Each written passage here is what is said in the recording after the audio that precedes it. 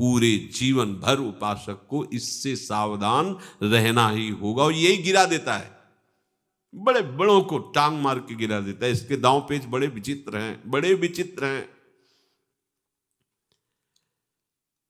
आश्चर्यजनक बात है कि इस महान शत्रु को उपासक अपना मित्र मान लेता है, नए नए ज्ञान की बातें करता है, नए नए अनुभव बताता है, पर जन्म जन्म से जिस काम का गुलाम रहा है उस काम को कोई युक्ति नहीं सूझती कि निकल जाए उससे, उसमें फंसता चला जाता है। अगर आपको वास्तविक भगवदानंद की प्राप्ति करनी है तो इसे नष्ट करना होगा।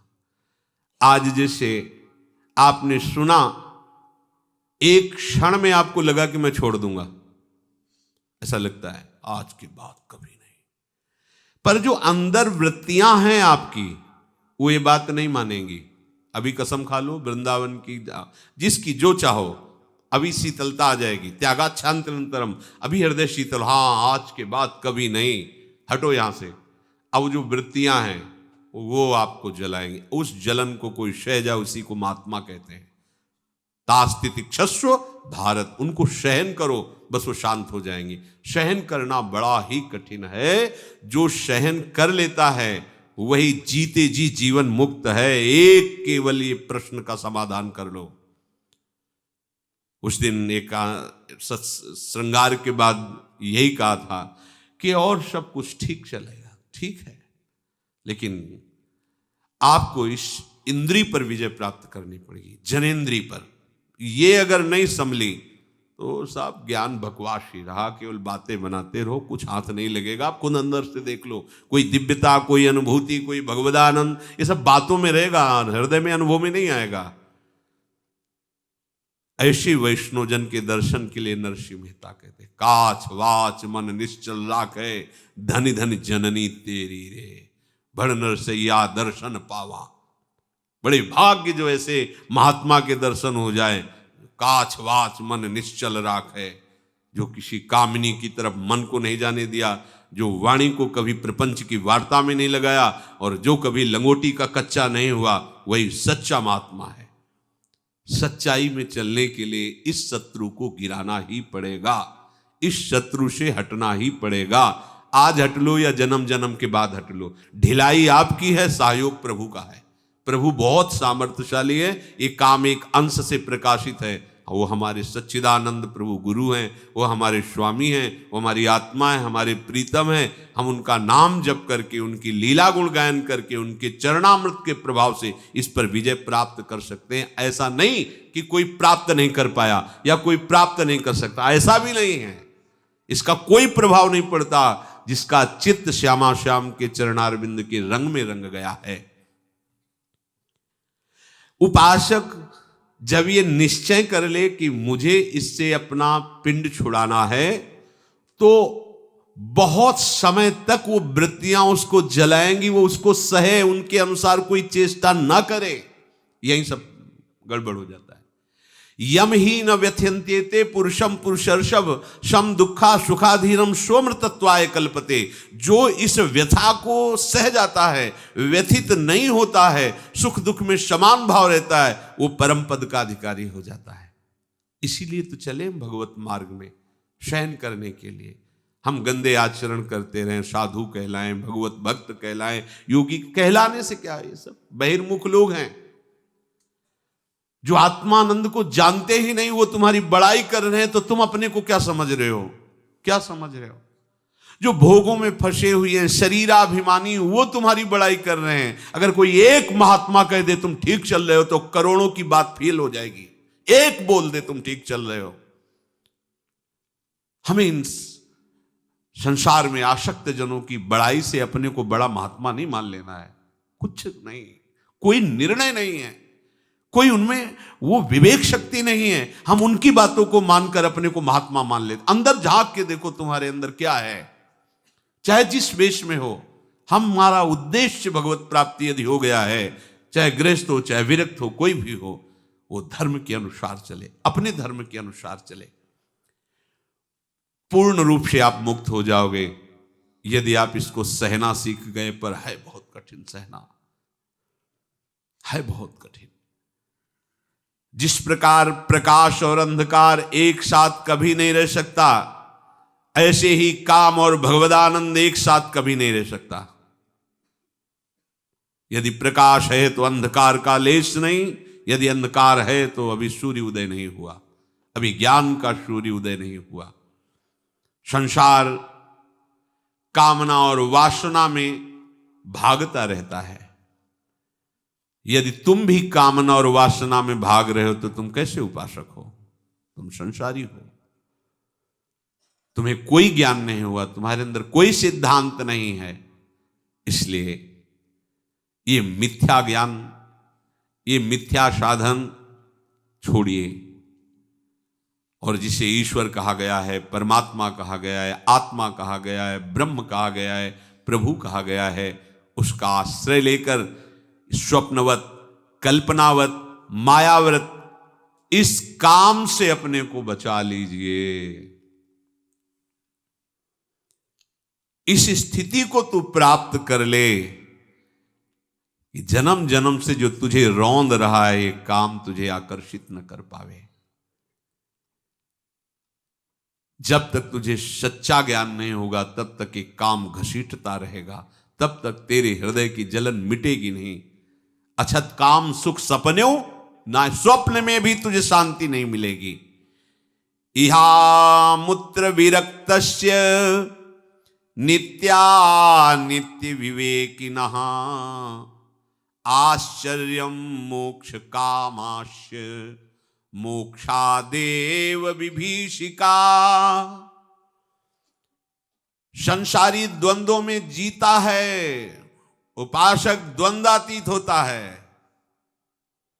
अच्छा बुरा, लाभ हानि, सुख दुख, आसक्ति घृणा, जय पराजय, संघर्ष शांति, ये सब संसारी के जीवन में होते हैं, साधु के जीवन में नहीं, उपासक के जीवन में नहीं। संसार में रह करके वो संसारियों से भिन्न होता है उपासक। मृत्यु होने पर तो सबके छूट जाते हैं, पर उपासक वही है, शरीर रहते हुए इस पर विजय प्राप्त कर ले। जब कोई शरीर छोड़ता है तो पाप पुण्य उसकी संपत्ति होते हैं, और वो लेकर के यहां से पाप पुण्य जाता है। पुण्य अधिक हुआ तो स्वर्ग जाता है, पाप अधिक हुआ तो नरक जाता है। फिर पाप पुण्य दोनों से बना हुआ ये शरीर, मानव शरीर मिलता है। फिर कर्म, फिर यही दुर्गति। अतः ऐ साधक, तू भगवत प्राप्ति का साधक बन, कामनाओं का नहीं। भोग की कामना जब तक है तब तक तू अपने को किसी भी प्रकार का साधक मत मान। ये निकृष्ट भाव त्यागना ही पड़ेगा। बहुत दुर्दशा हो जाती है, बहुत दुर्दशा। साधक समझ नहीं पाता। श्री स्वामी सच्चिदानंद जी महाराज जब भ्रमण हम कर रहे थे तो कुछ समय उनके पास भी रहे, बड़े अच्छे महापुरुष। वो उस समय ब्रह्मचारी जीवन होता है, जैसे नैष्टिक ब्रह्मचर्य, महावाक्य, संन्यास, ऐसे क्रम होता है। उस समय नैष्टिक ब्रह्मचर्य के व्रत में थे। तो उन्होंने कहा, ब्रह्मचारी एक तुम्हें घटना सुनाते हैं पास की, वो इसलिए सुनाते हैं कि इसको बहुत गौर से सुन लेना। तुम कहा जी महाराज जी। बोले एक हमारे परिचय के ब्रह्मचारी जी थे, वो एक यहाँ बहुत बड़े जमींदार हैं, कोई गांव का नाम बताया उन्होंने। कहा वो जमींदार हैं, वो संतों को भगवान मानते हैं। कोई भी संत चला जाए बिल्कुल भगवान का स्वरूप मानकर उनकी आरती पूजा, और घर एकदम उनके लिए फ्री। कहीं बैठो, किसी से बात करो, मतलब उनका बड़ा भगवत भाव।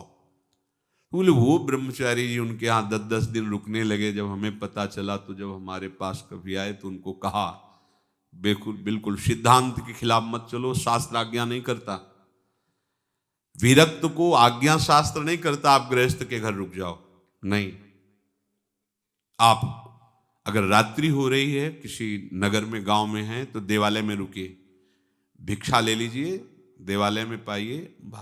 गृहस्थों के आसनों पर शयन करना, उनके घर में कई दिन तक रहना, ये ठीक नहीं। अगर कहीं ऐसा बन भी जाए संयोग कि उनके घर में रहना है, तो उनके घर के बाहरी हिस्से में, जैसे छप्पर पड़ा है, खपरेला पड़ा है या बारंडा है, एकदम खुले में चौड़े पे आसन लगाना चाहिए साधु को। कोठरी में, कमरे में, ऐसे अंदर नहीं, गृहस्थी के लिए ऐसा नहीं। उनको हमने समझाया, स्वामी जी सच्चिदानंद जी बोले कि आप 10-10 दिन जमींदार जी के यहाँ रहते हैं, यद्यपि वो बड़े श्रद्धालु हैं पर शास्त्र विरुद्ध है, आपको ऐसा नहीं करना चाहिए। वो उनको बड़े उपनिषदों के सूत्र ज्ञान थे, तो वो हंस के स्वामी जी कहते कि देखो भाई, हम पढ़े लिखे ज़्यादा तो है नहीं, पर हम महापुरुषों से कढ़े हैं, इसलिए हम कह रहे हैं तुम गलत हो। अब आप हमारा उपनिषदों के सूत्रों से मुख बंद करना चाहें तो बात अलग, हम पहले कह रहे हैं पढ़े लिखे नहीं, पर महापुरुषों से कढ़े। वो बड़ा शिव स्वरूप एकदम, ऐसा मतलब जैसे पहलवान कोई, क्योंकि बाल ब्रह्मचारी और त्रिपुंड तो साक्षात लगता है कि महादेव बैठे हुए, दंडधारी महात्मा। फिर उन्होंने जो घटना सुनाई, वो वहाँ अधिक समय, और उनको को तो जमींदार थे, धनी थे, खूब खेती थी और बहुत सेवक थे, तो बड़े प्रसन्न होते संत हमारे घर। कोई कोई ऐसे महाभागवत होते हैं गृहस्थ, वो बिल्कुल मतलब ऐसी स्थिति एकदम संतों के प्रति भगवत भाव, जैसे रसिकानंदमाल में आती हैं बहुत से चरित्र। अब क्या हुआ कि उनकी जो घर की एक बेटी थी, वो बैठना उठना धीरे धीरे धीरे धीरे, ये मन है, जब तक ये मन जिंदा रहता है तब तक तुम बहुत सावधानी तुम्हें मार देगा। अब उनका व्यवहार हो गया, प्रेम हो गया। अच्छा, उनके लिए चांस था, नैष्ठिक ब्रह्मचर्य के बाद सन्यासी होता है, लेकिन केवल ब्रह्मचारी के बाद वो गृहस्थ में भी जा सकता है। तो उन्होंने बात की, दोनों भागने के लिए तैयार हो गए। भागे, भगवान का खेल। स्टेशन में उनके परिवार का आर्मी से छुट्टी में आया हुआ था, वो अपना सब देखा हो तो कहा, कहाँ बिटिया? अब तो उसके होश उड़ गए। उसने कहा, भैया पता नहीं क्या बाबा जी ने खवा दिया, हमारी बुद्धि खराब हो गई, हमें लिए जा रहे हैं। ओ उनके तो अब क्या बोले उनको। अब वो तो बलवान आदमी पकड़ा, गाड़ी आई थी उनको लेने के लिए, तो आर्मी वाले को उसी गाड़ी में बाबा जी को बैठाला, उनको बैठाला, ले गए। अब वो तो जमींदार ने कहा कि हम तो प्रणाम करते हैं, आप लोग जैसा चाहें वैसा निर्णय करें, हम इस विषय में ना तो दंड विधान कर सकते हैं ना हाँ कर सकते हैं, आप देखो। वो सच्चे भक्त थे। फिर नए नए वो सब जवान, तो स्वामी जी कह रहे थे उनकी ऐसी स्थिति कि हम शब्द नहीं कह सकते, ऐसी मार पड़ी, पूरे वृक्ष में बांध के उनको चलने लायक नहीं रह गए। उपासक को ये सोचना चाहिए कि जन्म जन्म से हम भोगों में भ्रमित हो रहे हैं, फिर भी उन्हीं भोगों की तरफ यदि तो हमारा प्रभु का आश्रय क्या रहा, हमारा भजन क्या रहा, और हम बहुत इसको छुपा के रखते हैं, बहुत सजा के रखते हैं। ये आशा खत्म करो भाई। सत्संग सुनते हैं, भगवत मार्ग के पथिक है, आपने ही निश्चय किया ये मार्ग, जबरदस्ती किसी ने आपके गले में बांधा नहीं है, आपने स्वयं निश्चय किया है। जब आपने प्रभु को पसंद किया तो गंदी बात क्यों करते हो? एक बार चूक हो गई, 2 बार चूक हो गई, पूर्वाभ्यासवत सावधान, आगे बढ़िए। तू इसीलिए भोगों से विरक्त नहीं हो पा रहा कि क्योंकि तू नहीं चाह रहा है। ध्यान रखना, अगर तू चाह ले तो भगवान का अंश से तू क्या नहीं कर सकता। तू चाह कर तेरे संस्कार, वृत्तियां, ये बीज रूप सब नष्ट हो जाएगा, जो भोग का संस्कार है नष्ट हो जाएगा, और तू पूर्ण रूप से मुक्त होकर नित्य एवं शाश्वत को प्राप्त कर लेगा। बड़ा आश्चर्य है, तुझे भगवान से मिलने में भय लग रहा है। यह भी प्रश्न हुआ कि जब हम सोचते हैं भगवत प्राप्ति हो जाएगी तो क्या होता है भगवत प्राप्ति, हमें तो बड़ा डर लगता है भगवत प्राप्ति की बात से। तो हंसी आई। निर्भय पद में, जानते हो क्यों डर लगता है? क्योंकि भोग छूट जाएंगे। शरीर का आसक्त जीव है, वो सोचता है इससे बढ़िया क्या जीवन होगा। भगवत प्राप्ति में पता नहीं क्या होता है। ये तो को प्रगट में बताते भाई श्यामा श्याम के पास जाना, चक पाने को मिलेगा, ऐसा ऐसा, तो लगता है हाँ ठीक है ये बात है। अब उसको मोक्ष की बात बताओ तो उसको लगे क्या होता है, मतलब लीन हो जा। नहीं भाई ऐसा लीन नहीं, ये जैसे हम खा पी रहे हैं, जी रहे हैं, बढ़िया मकान दुकान सब रुपया पे, भय लगता है मोक्ष से। ये भोगों का आसक्त जीव अखंडानंद से या प्रेमानंद से, उसको भगवत प्राप्ति में या इसमें भय लगता है। ये महाप्रभु ने जो कहा भय लगता है वो अलग बात है। वो तो प्रिया जी के प्रेम में बोल रहे हैं। भोग की इच्छा ही तुझे परम पद से भयभीत कर रहेगी, नहीं जाना। इसलिए जब तक तुम्हारी कोई भी इंद्री भोग वासना के लिए लालायित हो रही, तब तक तुम बिल्कुल सावधान रहो। धीरस्तु भोज्यमानोपि पीड्यमानोपि सर्वदा आत्मानं केवलम पश्यन् न तुष्यति न कुप्यति। तुम किसी पर प्रसन्न मत हो, समझो सिद्धांत, और किसी से नाराज भी मत हो। न तुष्यति न कुप्यति, कोई कितनी भी तुम्हारे अनुकूल वार्ता करे, सेवा करे, निरपेक्ष रहो।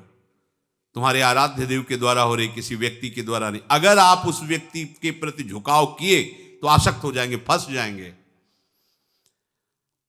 अब चूंकि बचपन से भ्रमण किए, इसलिए हर बात का उदाहरण आ जाता है। एक फलाहार करते थे, उनके हाथ के हमने भी कूटू की रोटी पाई। जब फलाहार कर रहे थे तो उनके भी आश्रम में गए।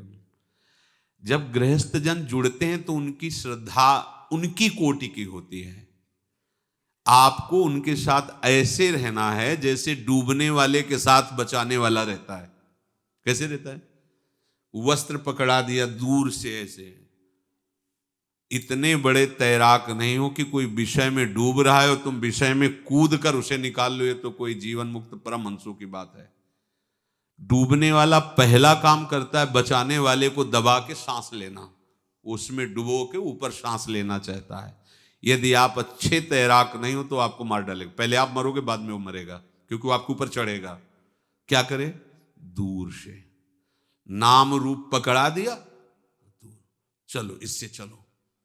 ऊपर चढ़ने की जरूरत नहीं, आसक्त होने की जरूरत नहीं है, उसका आश्रय लेने की। वो तुम्हारा आश्रय लिए तो उसके लिए तो बनता है, लेकिन तुमने भोगों के लिए उसका आश्रय ले लिया।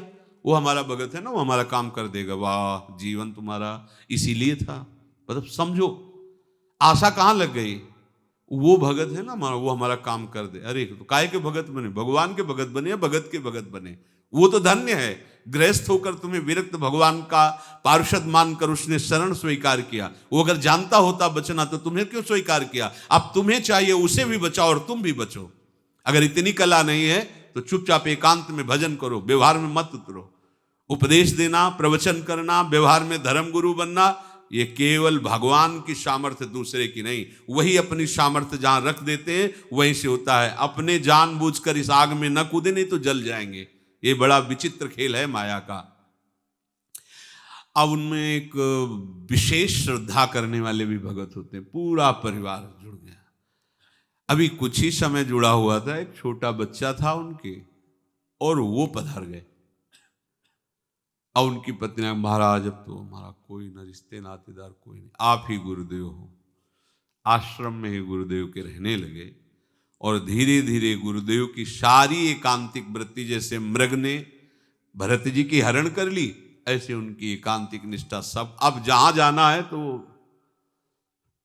अब जैसे कोई कहता था कोई शरणागत की लाज रखना, तो भगवान ने भी तो अब शरणागत है, गए गए। ये बहुत सावधानी। इसीलिए जो भगवत प्राप्ति को उपासक है, न तुष्यति। कोई कितनी भी सेवा करे, कोई कितना भी अनुकूल हो जाए, तुम्हारी चित्तवृत्ति अगर उसके चिंतन में गई तो तुम कैसे उपासक हो? आराध्य देव पर जानी चाहिए। निमित्त किसी को बना दे मेरे प्यारे, लेकिन हमारा भरण पोषण, हमारा जीवन मेरे आराध्य देव है। दूसरी जगह वृत्ति नहीं जानी चाहिए। अगर आप भजन में बैठे और किसी व्यक्ति का ध्यान आ रहा है कि उसने बहुत हमें अर्थ दिया, अनुकूलता दी, सेवा की, तो आप उसके उपासक हैं, हरि के नहीं। अगर कोई ऐसा हित कर रहा है तो हमें अपने प्रभु की तरफ दृष्टि जाने, प्रभु आप ही हो, आप ही ऐसे भाव में, ऐसे रूप में आकर के ऐसा कर। तो न तुष्यति, और कह रहे न कुप्यति। अगर कोई प्रतिकूल हो रहा है, अपमान कर रहा है, क्लेश दे रहा है, उसे क्रोध नहीं करना है। हमारे को पावन कर रहा है, कोई न कोई हमारे अपराध वृत्तियां ऐसी रही, उनको ठीक कर रहा है, तो हम डॉक्टर पर नाराज थोड़ी होते हैं। वो हमारा डॉक्टर है जो हमारी निंदा कर रहा है, हमारा अपमान कर रहा है। अहंकार का नाश करने के लिए आराध्य देव ऐसे को लगा देते हैं कि तुम्हारी दवाई कर देगा। चाहे देखो, भगवान के भक्त को कोई सताए ऐसा है कौन त्रिभुवन में? पर ऐसे भी देखे जाते हैं कि उनको जुकाम भी नहीं होता और पीट देते हैं। तो कौन है? वही भगवान। उसमें अपनी सामर्थ्य दे, जाओ इसको गाली दो, इसको पीटो, इसकी निंदा करो। अब उसके अंदर रहा खा जो भी अभिमान हो सब साफ हो जाता है। बड़े बड़े सिद्धों को पिटवा दिया, सिद्धों को जो भगवत साक्षात्कार किए हुए हैं। इसलिए न कुप्यति, कोई निंदा कर रहा है, कोई अपमान कर रहा है, भगवत मार्ग के पथि को नाराज नहीं होना है। अगर थोड़ी देर नाराजगी भी आ जाए तो उसे फिर विचार के द्वारा शांत करो, आगे ऐसी स्थिति आ जाएगी कि क्रोध नहीं आएगा। उपासक को चाहिए कि उन्हीं भोगों को स्वीकार करे जो भगवत विरोधी नहीं है। खान पान वस्त्र आदि उतना ही जितने से हमारा प्रभु का चिंतन न छूटने पावे, और प्रारब्ध से जो कुछ उसको दुख मिले, सुख पर विचार करना है और दुख पर विचार नहीं करना। भोग सामग्री प्रारब्ध के अनुसार आ गई है तो भगवत अनुकूल उसे स्वीकार करते से सबकी सेवा में लगा देते हैं। तुम्हारे प्रारब्ध से आई, सबकी सेवा में लगा दो, बट गया। दुख आया है तो दुख नहीं बांटना, दुख को स्वयं भोगना है, इस पर कोई विचार नहीं करना, क्यों आया, कैसे जाएगा। नहीं नहीं, प्रभु ने दिया है, मंगल विधान है, हमें पावन किया जाए, ये भागवतिक सिद्धांत है। संसार में उसे जाना पड़ेगा, उसे कर्म करना पड़ेगा। संसारिक जन उसकी स्तुति भी करेंगे, निंदा भी करेंगे, पूजा भी करेंगे, पीड़ा भी देंगे।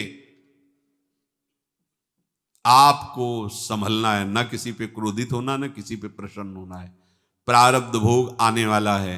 रामकृष्ण जी को कैंसर हुआ, भगवान के अंतिम समय में उनके चरणों में बाण मारा बहलिए ने, जीसस को सूली पे लटका दिया गया, मंसूर के हाथ पांव काट दिए गए, और दयानंद जी, मीरा जी, सुकरात जी, इनको जहर पीना पड़ा।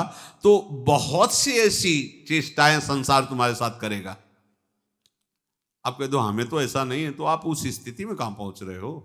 थोड़ा ऊंचा। उड़िया बाबा को गड़ासे से काट दे, बड़ा दर्दनाक। ऐसा महापुरुष जो जीवन में कभी कहीं वैराग्य का मूर्तिमान, ब्रह्म का मूर्तिमान स्वरूप, ऐसे महापुरुष हो, 6-6 इंच गड़ास, फव्वारे से उठ रहे थे, ध्यानस्थ प्रभु के ध्यान में ही बैठे थे, कथा हो रही थी।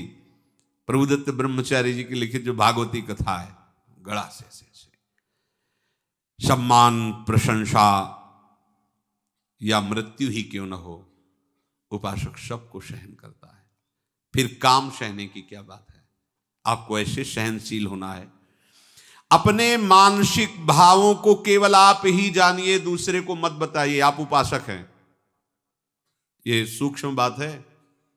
रहीमन मन की मन व्यथा रखिए, मन में गोय सुनिठ लई हैं लोग, सब बाट न लइए कोई। और उन उपासक वृत्तियों को देख करके घबराता नहीं है, क्योंकि उसके बाद बहुत बड़ा बल है, ज्ञान बल, प्रभु का नाम बल, प्रभु का ध्यान बल। चेष्टमानम शरीरम स्वम पश्यत्यन्य शरीरवत्, संस्तवे चापि निंदायाम कथम क्षुभ्येन महाशयः। उपासक जब ये जान गया है कि ये शरीर मेरा नहीं है, मैं नहीं हूं, तो उसके शरीर से चेष्टाएं तो होंगी, पर वो चेष्टाएं बांधने वाली नहीं होंगी। स्वाभाविक उससे वही कर्म होंगे जिससे जगत मंगल होगा। जब कहीं स्वसुख वांछा का लक्ष्य होता है तो स्वाभाविक कर्म होंगे जिससे जगत अमंगल होगा। और जब स्वसुख वांछा की वृत्ति नहीं होती तो उससे स्वाभाविक चेष्टा ऐसे होती है जिससे जगत मंगल होता है। वो कुछ भी चेष्टा करेगा उसमें जगत मंगल छुपा होता है। उपासक कभी क्षोभ को प्राप्त ना हो हृदय, ऐसी वृत्ति बनाए। माया मात्रमिदं विश्वम पश्यन् विगत कौतुकहा, अपि सन्निहिते मृत्यु कथम तृष्यति धीर धीः। अज्ञानी तो संसार को सत्य मानकर इसको भोगना चाहता है। वो इसी में रहता है, इसी में जीता है, इसी में खाता पीता हंसता खेलता है।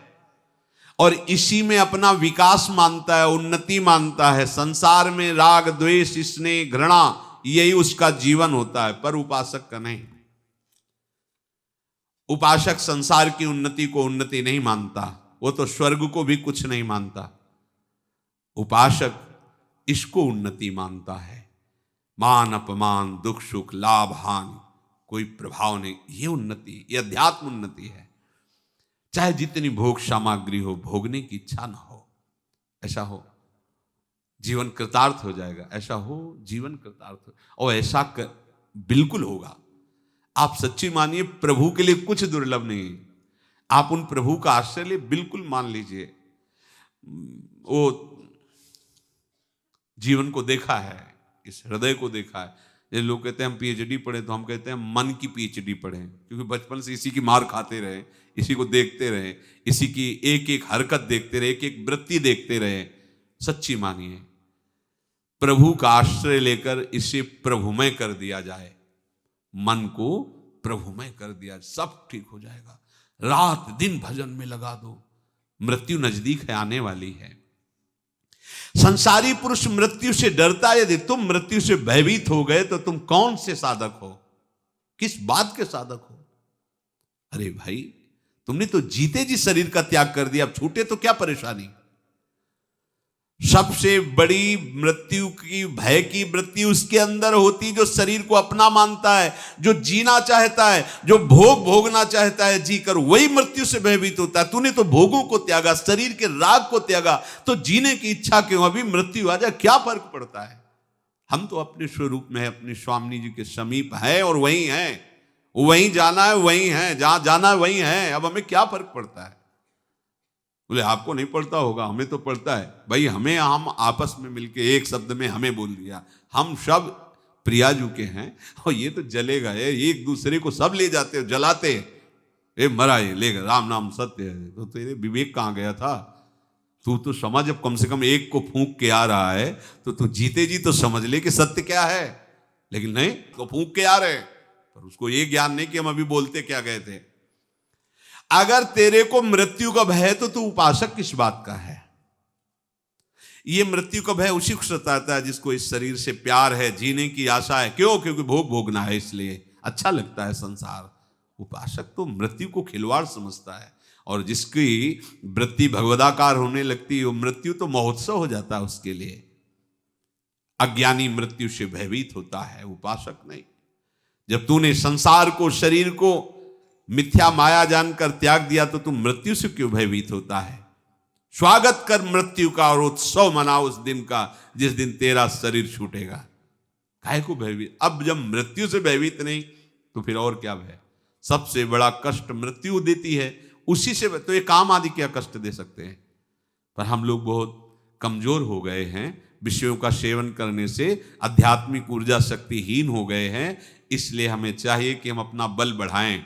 मेरे बल से वृंदावन रानी खूब नाम जप करें, श्री जी की सेवा में रहें, वाणी जी का गायन करें, और विनय मान लीजिए हमारी, जिन भोगों को अभी तक आप भोगते रहे उनको कष्ट सहकर मत भोगिए, तभी आपकी आध्यात्मिक भूमिका ऊपर उठेगी। नहीं तो केवल बातें सब आपके रहेंगी, कुछ बनेगा नहीं।